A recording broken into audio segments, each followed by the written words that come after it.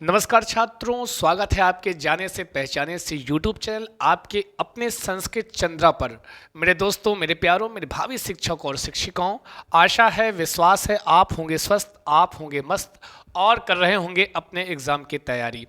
Exam की तैयारी कर रहे नहीं होंगे, आपके एग्ज़ाम की तैयारी हो गई होगी, मुझे पता है। तो आपको तो विश्वास होना ही चाहिए। प्रिय छात्रों, आपका पेपर है, इसके लिए एक छोटा सा वीडियो बस जाने के पहले जरूर देख लेना। बहुत सारी शुभकामनाएं हैं आपके इस पेपर के लिए, जो भी तैयारी कर रहे थे, और हमें पता है बहुत बेहतर तैयारी करके आप जा रहे हैं, और आपको भी यही मान के जाना है कि आपने बहुत बेहतर तैयारी की है। ठीक है जी, तो शुभम भूयात सर्वदा। ये जो पेपर देने जा रहे हैं एकदम बेहतर ढंग से दे के आइए। कुछ बातें हैं जो आपसे हम थोड़ा करना चाहते हैं कि आपको क्या थोड़ा सा समझ के चलना। मुझे पता है आपको सब पता है, ऐसे दिनों में आपको पढ़ाना लिखाना कोई मायने नहीं रखता, ज़्यादा पढ़ाना नहीं है, आपको केवल थोड़ी सी आपसे बात करनी है मुझे। तो देखते हैं, कुछ चीज़ें हैं जो आपको ध्यान देना है ना। कहते हैं ये सीटेट आपका है, बिल्कुल आपका है, ये मान के जाइए, और ये सीटेट आपका है, अच्छे अंकों के साथ आ पाओगे ना जी। सबसे पहले तो एक काम करना है, यही वाला जो पहला कह रहे हैं कि आपको क्या करना है भाई, रिलैक्स मूड में रहें। किसमें जी? बहुत हड़बड़ाहट घबराहट होता है पेपर के पहले वाली समस्या है ना जी। तो एकदम जैसे मुस्कुराते हुए, जैसे आप मुस्कुराते रहते हैं, मुस्कुराते हुए चेहरे के साथ, अंतर्मन के साथ रिलैक्स मूड में रहें, एकदम रिलैक्स मूड में रहें, क्योंकि आपने अच्छी तैयारी की है, क्योंकि आपने अच्छी तैयारी की है, इसलिए एकदम रिलैक्स मूड में रहना है, ज़्यादा परेशान नहीं होना है ना जी। आपने तैयारी बहुत बेहतर की है। जो भी विद्यार्थी हमारे साथ जुड़े, खासकर जो संस्कृत बताते हैं बड़ा कठिन है, मैंने देखा है पिछले दिनों में और आज के दिन में, जब अभी हम प्रैक्टिस कराते हैं तो आप बहुत लल्लन टाप उत्तर करते हैं। तो बिल्कुल आपकी तैयारी अच्छी है, इसलिए रिलैक्स मूड में रहिएगा, धैर्य बनाए रखें, घबराएं नहीं, हड़बड़ाएं नहीं, नहीं तो चौपट कर दोगे। घबराना नहीं है, आपको एकदम धैर्य बना के रहना है, क्योंकि सीटेट के जो क्वेश्चन होते हैं वो समझ पर आधारित होते हैं ज़्यादा, और आपने इतना प्रैक्टिस किया है, इतना अभ्यास किया है कि सीटेट तो आप चुटकियों में समझ गए होंगे। समझना जी। तो समझ पर आधारित मतलब क्वेश्चन को समझना है, बस समझे ना जी, रटना नहीं है इसमें। क्वेश्चन बढ़िया से समझोगे तो उत्तर बढ़िया आएगा, सच बता रहा हूं।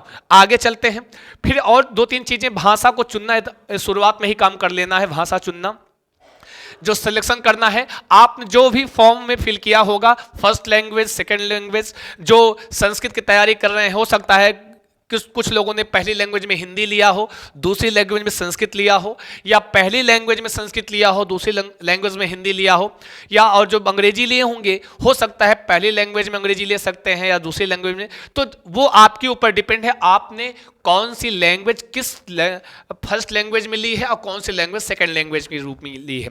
तो ये काम बढ़िया करना, यही पूरा आधार है। अगर यही गड़बड़ हो गया तो सीटेट फिर गड़बड़ हो जाता है। एक दो वीडियोस थोड़ा सा है, अगर आपके पास लैपटॉप होगा, मॉक टेस्ट वगैरह दे रहे होंगे, तो उसमें भाषा चुनना, भाषा का सिलेक्शन करना आपको उसमें बताया गया होगा। तो बिल्कुल इसमें सीखना नहीं है, वहाँ भाषा सेकंड के लिए, भाषा फर्स्ट के लिए वहाँ पे लिखा होता है, तो आपको फर्स्ट लैंग्वेज में जो आपने लिया है वो चुन लेना। मतलब यहाँ पर विशेष ध्यान देना, ये काम करते हुए ना जी, मुख्य ध्यान देना है ना जी, एकदम इंपॉर्टेंट है, ये बहुत इंपॉर्टेंट। जैसे इंपॉर्टेंट क्वेश्चन होता है ना, तो भाषा चुनना सबसे ज़्यादा इंपॉर्टेंट है। यही डिपेंड करेगा जी, जो आपने थोड़ा सा यहाँ धैर्य के साथ रुक जाना, तब सिलेक्शन मारना। ठीक है जी, लैंग्वेज फर्स्ट और लैंग्वेज सेकंड। फिर कहते हैं उत्तर देते समय तैयारी तो आपकी अच्छी है ही है, छात्र केंद्रित, चाइल्ड सेंटर जितने ऑप्शन होंगे उन पर विशेष ध्यान दे देना, है ना जी।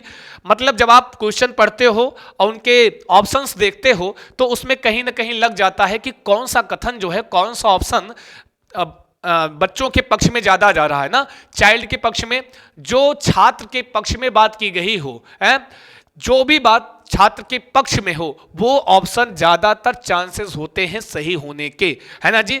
तो अब ये सब चीजें अपने, जब आप प्रवेश कीजिएगा अपने सेंटर में, उसके पहले दिमाग में बना लेना कि हम वैसे भी जहां आपको बनना पड़े शिक्षक, तब शिक्षक बन जाना, जहां छात्र बनना पड़े वो छात्र बन के उत्तर दे देना। ठीक है।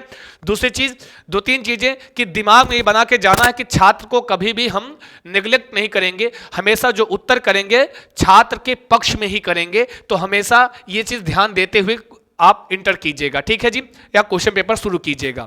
दूसरी चीज, प्रश्न पढ़ो, ऑप्शन, फिर पुनः प्रश्न पढ़ लो। देखिए जी, संस्कृत में खासकर समस्या होती है अंतिम में, नास्ति अस्ति, और ये संधित एक में जुड़ा हुआ लिखा रहता है ना, समझ नहीं पाते हैं हम। सम्यक, असम्यक, है ना जी, असम्यक, उचित अनुचित है, समीचीन समीचीन, असमीचीन, है ना जी, असमीचीन, ये सारी चीजें लिखी होती हैं एकदम लास्ट में, और यही जो है पूरा क्वेश्चन का मेथड चेंज कर देती हैं, पूरा क्वेश्चन का मतलब चेंज कर देती हैं। तो प्रिय छात्र, जब भी आप जो है प्रश्न पढ़िए तो आप सबसे पहले प्रश्न को ध्यान से पढ़ो, उसके बाद क्या करना है, फिर 4 ऑप्शन पढ़ो, और तब भी आपको लग रहा है पता नहीं क्या पूछा, समझ में नहीं आया, तो पुनः प्रश्न पढ़ लेना।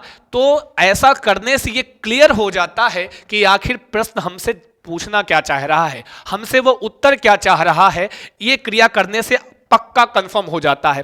एक बार आपने ध्यान से प्रश्न पढ़ा, फिर ऑप्शन पढ़ा, पुनः ऑप्शन के बाद जब आप प्रश्न पढ़ते हो तो ये क्लियर हो जाता है कि कौन सा वाला ऑप्शन हमको सही करना है, आखिर हमसे पूछना क्या चाह रहा था क्वेश्चन, है ना जी। तो इस पर ध्यान दे लेना।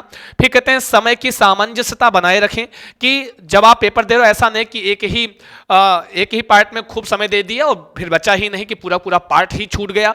ऐसा काम बिल्कुल मत करना। बहुत बार समस्या होती है कि कहीं खूब ज़्यादा समय दे देते हैं, लास्ट में समय जाता रहता है तो हड़बड़ाहट में एक पोर्शन पूरा का पूरा छूट जाता है।